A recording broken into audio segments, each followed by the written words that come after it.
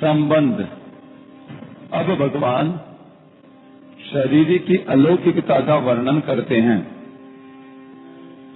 आश्चर्यवत् पश्यति कश्चिदेन माश्चर्यवद् वदति तथैव चान्यः आश्चर्यवच्चैनमन्यः शृणोति श्रुत्वा केनं वेद न चैव कश्चित्। 29वां श्लोक। कोई इस शरीर को आश्चर्य की तरह देखता है, वैसे ही अन्य कोई इसका आश्चर्य की तरह वर्णन करता है तथा अन्य कोई इसको आश्चर्य की तरह सुनता है और इसको सुनकर के भी कोई नहीं जानता। व्याख्या। आश्चर्यवत् पश्यति कश्चिदेनम। इस देही को कोई आश्चर्य की तरह जानता है। तात्पर्य यह है कि जैसे दूसरी चीजें देखने, सुनने, पढ़ने और जानने में आती हैं, वैसे इस देही का जानना नहीं होता। कारण कि दूसरी वस्तुएं इदंता से यह करके जानते हैं, अर्थात वे जानने का विषय होती हैं।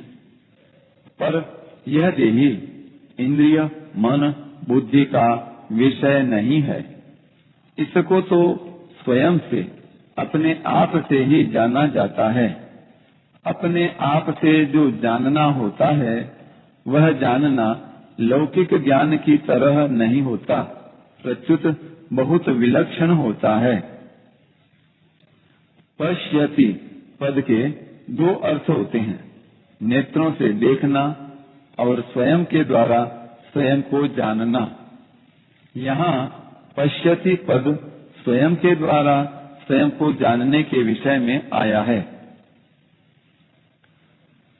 जहाँ नेत्र आदि करणों से देखना, जानना होता है, वहाँ दृष्टा देखने वाला, दृश्य दिखने वाली वस्तु और दर्शन देखने की शक्ति, यह त्रिपुटी होती है। इस त्रिपुटी से ही सांसारिक देखना, जानना होता है, परंतु स्वयं के ज्ञान में यह त्रिपुटी नहीं होती, अर्थात स्वयं का ज्ञान करण सापेक्ष नहीं है। स्वयं का ज्ञान तो स्वयं के द्वारा ही होता है, अर्थात वह ज्ञान करण निरपेक्ष है। जैसे मैं हूँ, ऐसा जो अपने होनेपन का ज्ञान है, इसमें किसी प्रमाण की या किसी करण की आवश्यकता नहीं है। इस अपने होनेपन को इदंता से, अर्थात दृश्य रूप से नहीं देख सकते। इसका ज्ञान अपने आप को ही होता है। यह ज्ञान इंद्रिय जन्य या बुद्धि जन्य नहीं है। इसलिए स्वयं को, अपने आप को जानना आश्चर्य की तरह होता है। जैसे अंधेरे कमरे में हम किसी चीज को लाने जाते हैं, तो हमारे साथ प्रकाश भी चाहिए और नेत्र भी चाहिए, अर्थात उस अंधेरे कमरे में प्रकाश की सहायता से हम उस चीज को नेत्रों से देखेंगे, तब उसको लाएंगे। परंतु कहीं दीपक जल रहा है और हम उस दीपक को देखने जाएंगे, तो उस दीपक को देखने के लिए हमें दूसरे दीपक की आवश्यकता नहीं पड़ेगी, क्योंकि दीपक स्वयं प्रकाश है। वह अपने आप को स्वयं ही प्रकाशित करता है। ऐसे ही अपने स्वरूप को देखने के लिए किसी दूसरे प्रकाश की आवश्यकता नहीं है, क्योंकि यह देही स्वरूप स्वयं प्रकाश है। अतः यह अपने आप से ही अपने आप को जानता है। स्थूल, सूक्ष्म और कारण, ये तीन शरीर हैं। अन्न जल से बना हुआ स्थूल शरीर है। यह स्थूल शरीर इंद्रियों का विषय है। इस स्थूल शरीर के भीतर 5 ज्ञानेंद्रियां, 5 कर्मेंद्रियां, 5 प्राण, मन और बुद्धि, इन 17 तत्वों से बना हुआ सूक्ष्म शरीर है। यह सूक्ष्म शरीर इंद्रियों का विषय नहीं है, प्रत्युत बुद्धि का विषय है, जो बुद्धि का भी विषय नहीं है, जिसमें प्रकृति स्वभाव रहता है, वह कारण शरीर है। इन तीनों शरीरों पर विचार किया जाए तो यह स्थूल शरीर मेरा स्वरूप नहीं है, क्योंकि यह प्रतिक्षण बदलता है और जानने में आता है। सूक्ष्म शरीर भी बदलता है और जानने में आता है, अतः यह भी मेरा स्वरूप नहीं है। कारण शरीर प्रकृति स्वरूप है, पर देही यानी स्वरूप प्रकृति से भी अतीत है, अतः कारण शरीर भी मेरा स्वरूप नहीं है। यह देही जब प्रकृति को छोड़कर अपने स्वरूप में स्थित हो जाता है, तब यह अपने आप से अपने आप को जान लेता है। यह जानना सांसारिक वस्तुओं को जानने की अपेक्षा सर्वथा विलक्षण होता है, इसलिए इसको आश्चर्यवत् पश्यति कहा गया है। यहाँ भगवान ने कहा है कि अपने आप का अनुभव करने वाला कोई एक ही होता है, कश्चित। और आगे 7वें अध्याय के 3 श्लोक में भी यही बात कही है कि कोई एक मनुष्य ही मेरे को तत्व से जानता है, कश्चिन माम वेत्ति तत्वतः। इन पदों से ऐसा मालूम होता है कि इस अविनाशी तत्व को जानना बड़ा कठिन है, दुर्लभ है, परंतु वास्तव में ऐसी बात नहीं है। इस तत्व को जानना कठिन नहीं है, दुर्लभ नहीं है, प्रत्युत इस तत्व को सच्चे हृदय से जानने वाले की, इस तरफ लगने वाले की कमी है। यह कमी जानने की जिज्ञासा कम होने के कारण ही है। आश्चर्यवत् वदति तथैव चान्यः। ऐसे ही दूसरा पुरुष इस देही का आश्चर्य की तरह वर्णन करता है, क्योंकि यह तत्व वाणी का विषय नहीं है। जिससे वाणी भी प्रकाशित होती है, वह वाणी उसका वर्णन कैसे कर सकती है? जो महापुरुष इस तत्व का वर्णन करता है, वह तो शाखा चंद्र न्याय की तरह वाणी से इसका केवल संकेत ही करता है, जिससे सुनने वाले का इधर लक्ष्य हो जाए। अतः इसका वर्णन आश्चर्य की तरह ही होता है। यहाँ जो अन्य पद आया है, उसका तात्पर्य यह नहीं है कि जो जानने वाला है उससे यह कहने वाला अन्य है, क्योंकि जो स्वयं जानेगा ही नहीं, वह वर्णन क्या करेगा। अतः इस पद का तात्पर्य यह है कि जितने जानने वाले हैं, उनमें वर्णन करने वाला कोई एक ही होता है, कारण कि सबके सब अनुभवी तत्वज्ञ महापुरुष उस तत्व का विवेचन करके सुनने वाले को उस तत्व तक नहीं पहुंचा सकते। उसकी शंकाओं का, तर्कों का पूरी तरह समाधान करने की क्षमता नहीं रखते। अतः वर्णन करने वाले की विलक्षण क्षमता का द्योतन करने के लिए ही यह अन्य पद दिया गया है। आश्चर्यवच्चैन मन्यः शृणोति। दूसरा कोई इस देही को आश्चर्य की तरह सुनता है। तात्पर्य है कि सुनने वाला शास्त्रों की, लोकांतरों की जितनी बातें सुनता आया है, उन सब बातों से इस देही की बात विलक्षण मालूम देती है, कारण कि दूसरा जो कुछ सुना है वह सब का सब इंद्रियां, मन, बुद्धि आदि का विषय है, परंतु यह देही इंद्रियों आदि का विषय नहीं है। प्रत्युत यह इंद्रियों आदि के विषय को प्रकाशित करता है। अतः इस देही की विलक्षण बात वह आश्चर्य की तरह सुनता है। यहाँ अन्य पद देने का तात्पर्य है कि जानने वाला और कहने वाला इन दोनों से सुनने वाला तत्व का जिज्ञासु अलग है। श्रुत्वाप्येनं वेद न चैव कश्चित्,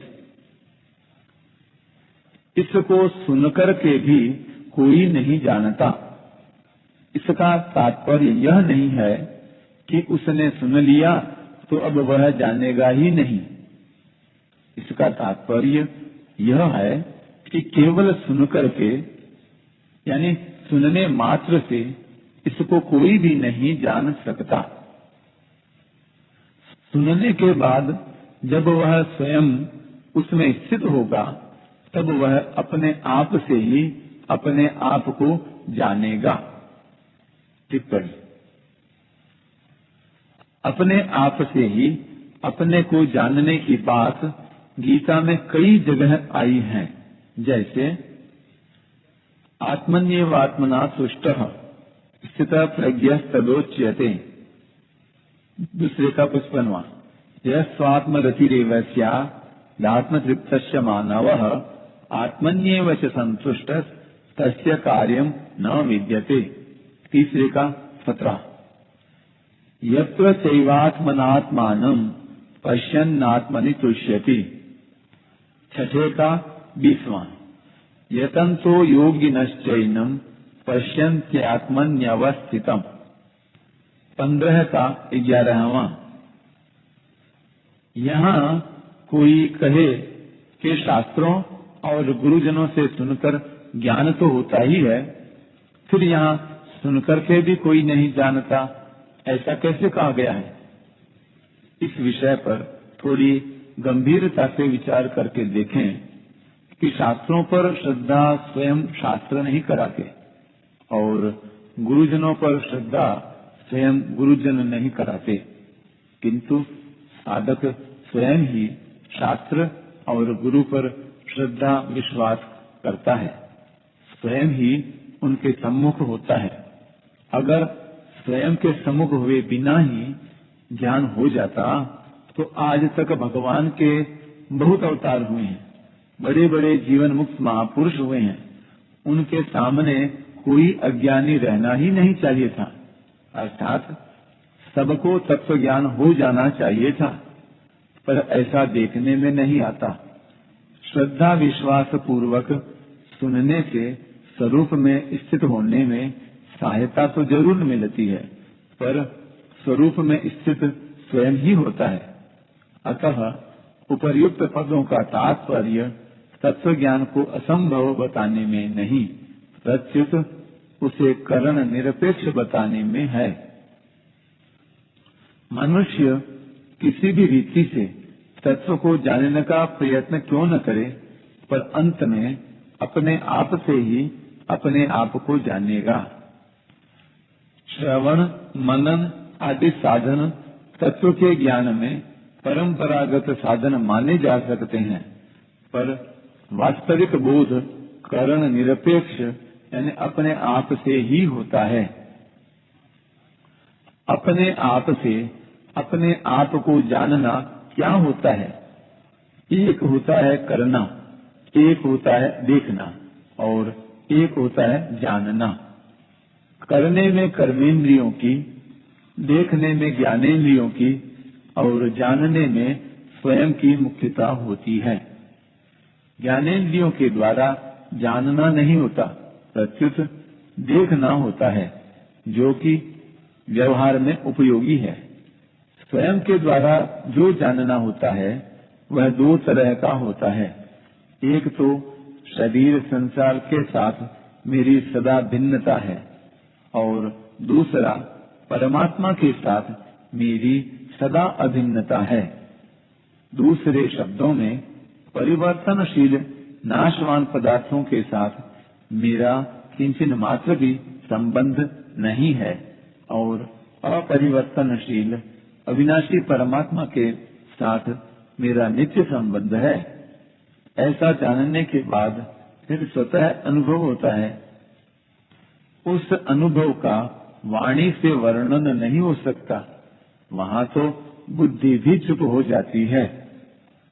परिशिष्ट भाव शरीरी को सुनने मात्र से अर्थात अभ्यास के द्वारा नहीं जान सकते, पर जिज्ञासा पूर्वक तत्वज्ञ अनुभवी महापुरुषों से सुनकर जान सकते हैं। यततामपि सिद्धानाम कश्चिन् माम वेत्ति तत्वतः आश्चर्यवत् वदति तथैव चान्यः। कहने का तात्पर्य है कि तत्व का अनुभव करने वालों में भी वर्णन करने वाला कोई एक ही होता है। सब के सब अनुभव करने वाले उसका वर्णन नहीं कर सकते। जैसे संसार में सुनने मात्र से विवाह नहीं होता, प्रत्युत स्त्री और पुरुष एक दूसरे को पति पत्नी रूप से स्वीकार करते हैं, तब विवाह होता है। ऐसे ही सुनने मात्र से परमात्म तत्व को कोई भी नहीं जान सकता। प्रत्युत सुनने के बाद जब स्वयं उसको स्वीकार करेगा अथवा उसमें स्थित होगा, तब स्वयं से उसको जानेगा। अतः सुनने मात्र से मनुष्य ज्ञान की बातें सीख सकता है, दूसरों को सुना सकता है, लिख सकता है, व्याख्यान दे सकता है, विवेचन कर सकता है, पर अनुभव नहीं कर सकता।